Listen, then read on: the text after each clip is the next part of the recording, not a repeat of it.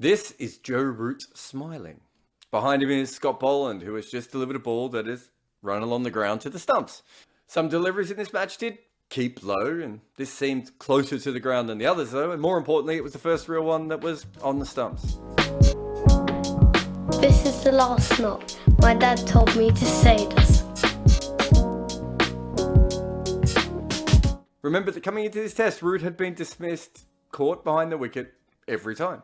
It's been the biggest narrative of the last few days. And of course in this test, he's LBW and then bowled. I don't even know if that is why he smiled, but it was one of those gallows smiles. Like that was it, right? He was comprehensively beaten in this series. And the last ball rolled on day 3. So what is left to do but smile? And he's been here before to this Australia. And England were only chasing 271. I mean, maybe only is the wrong word. But they were 68 without loss from the first 16 overs. But it was hard to see how that would really change and allow them to score these runs. Would Barry Vogel suddenly flatten out? There was one time in the entire match when that seemed to happen, and it was after an Australian short counter-attack and a damp and then soft ball combined with England being a bowler down and having to throw the ball to Joe Root on day 1. And if that ball had stayed dry and Robertson had been okay and maybe Anderson had been fit enough to be in the team, at least they would have been chasing less than 271. But there is no alternate reality where this would have happened. I think Root's smile proves that. This is how it should have ended. I mean, look at this very innings. They finally got their best opening pair of the series. They used positive intent together. They scored runs. It wasn't just Rory Burns' hair that was sporting a new look. I mean, England went about this chase for a while like it was the first innings of the series, like they had no scars. But they ran into 4 good bowlers. And it's worth pausing on that. How many times in this series has England had 4 good bowlers in form, suited to conditions for a whole match? Australia's had it like almost all the time. And that is the difference, right? In a weird hypothetical world, I assume that Australian batters would struggle against their own bowlers, especially, and we're quite deep down the rabbit hole at this point, but especially if they had the same fielders to catch them. There is just no doubt that Australian bowling is better than England's bowling. They have superior bowlers for this surface and probably most surfaces around the world. And a fully functioning spinner who can bowl anywhere. Well, except for Hobart it seems. Anderson and Broad played 6 tests altogether. And neither bowled poorly, both averaging either side of 25. Boland played 3 and took 2 fewer wickets than the 2 English greats combined. Oh, and he averaged 9.55.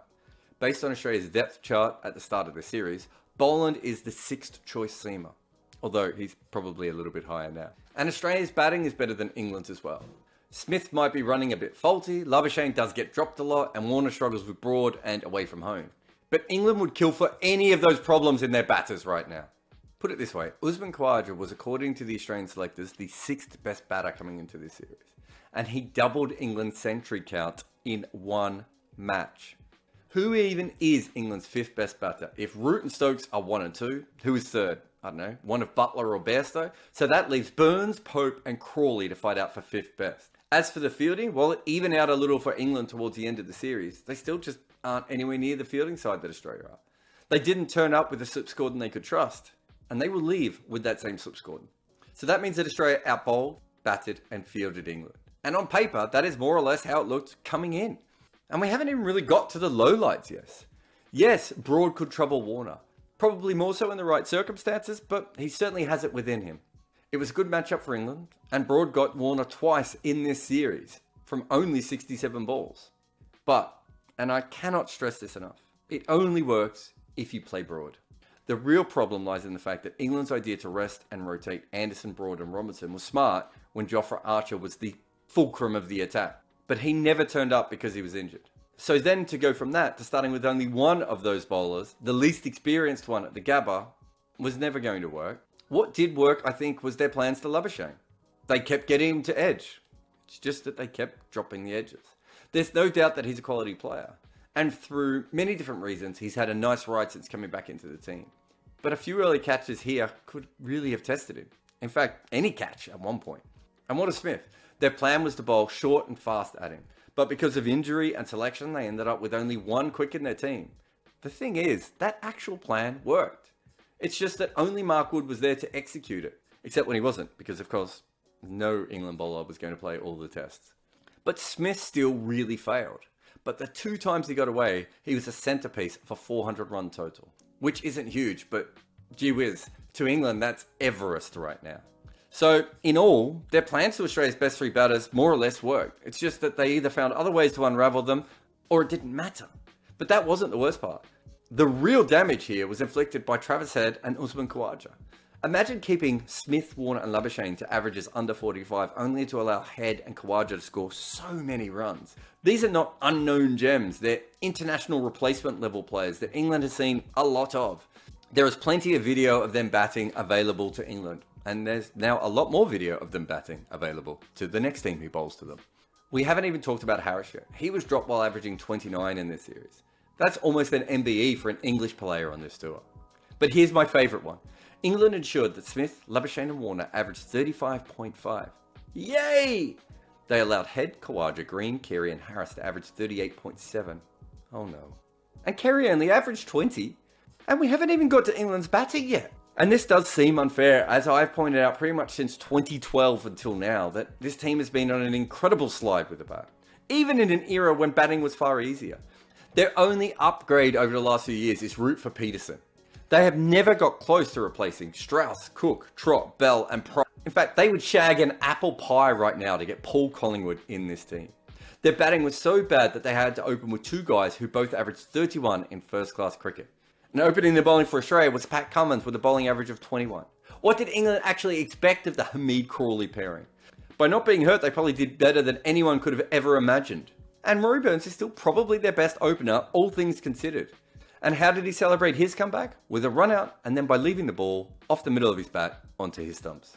At 3 was Dawid Malan, who was accidentally in this team because of a late call-up against India. He started well, but he ends with an average of 24.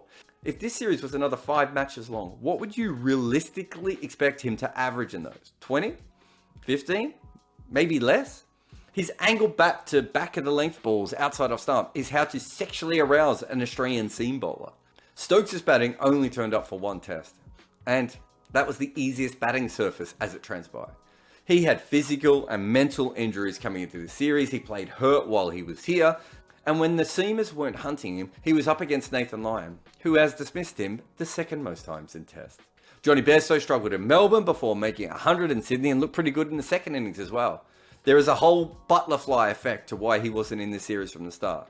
But of course, in making that singular English century in a dead rubber, he also detached his own thumb.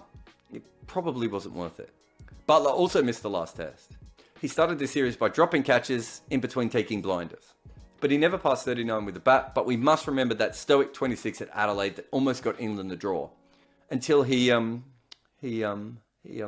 stood on his own stumps. Ollie Pope did 2 things here. He never passed 40, and he also made a bigger gap between his oval average and the one everywhere else. We should point out Chris Stokes' batting, because he made a solid claim to bat anywhere in the order that Root or Stokes don't want to. And we should never ever mention his bowling away from home. I don't even know how it is possible to be that good at home and that bad away as a seamer. Sure, the balls are different, but looking at his averages, you'd think he bowls with a marble at home and a grapefruit when he travels. None of this even mentions Jack Leach, who was chosen for the Gabba test despite the fact that spinners don't do well there. He bowls poorly to left-handers, and Australia has a lot of left-handers, and he barely gets any work away from Asia to get better in. Oh, and he didn't bowl in the next test because of the treatment he received in the first. But let's just focus on Leach for a moment. Not the man, nor his bowling, but the situation. England turned up with an inferior team in conditions that didn't suit their strengths and without their 2 best bowling options for the first test due to injury. And they had a choice between a fast bowler with over 500 wickets, who had been very successful at that very ground, and is now seen as a lefty specialist. And instead, they picked a man when nothing at all was in his favour. There is little that Silverwood, Giles, Root, Harrison and the Queen can do about the fact that England aren't as good as Australia. But they can control that. They probably would have lost anyway. Doesn't mean these aren't mistakes. They couldn't know that Scott Boland was about to become the new George Lohmann, or that Travis Head would continue to press turbo buttons so successfully. But they knew about Leach, the Gabba, and left-handers. They knew Hamid had low hands, that picking a medium-fast heavy attack would almost certainly fail. They probably knew coming in that they would lose, but they chose madness on the way to that loss. And they also knew they had Mark Wood, who has tried hard all series, bowling spells longer than England would like, and who's gamely swung the bat despite a real lack of technique. And it was him who was smiling early on D3, completely unaware of what was about to come. The man with the imaginary horse loves to smile and try hard. He flings himself around the crease while hurtling the ball down at proper speed. And how did his day finish off after that smile? Well, he pulled the ball onto his own stumps from outside off. England's leading wicket taker, the only player in the squad who genuinely lifted his reputation on this tour, and he smashed down his own stumps to finish it. There was no smiles from the happy-go-lucky quick at this point. There was a stare at what happened, probably in mild disbelief, and then a bit of a look to the sky. If Wood smiled at all on the way off, the cameras just didn't show it. Just anger and frustration. And let's just compare the two smiles. Wood is full of hope, brimming with, maybe this time we could do it, lads, kind of energy. While Root's smile is much more, well, at least it can't get any worse.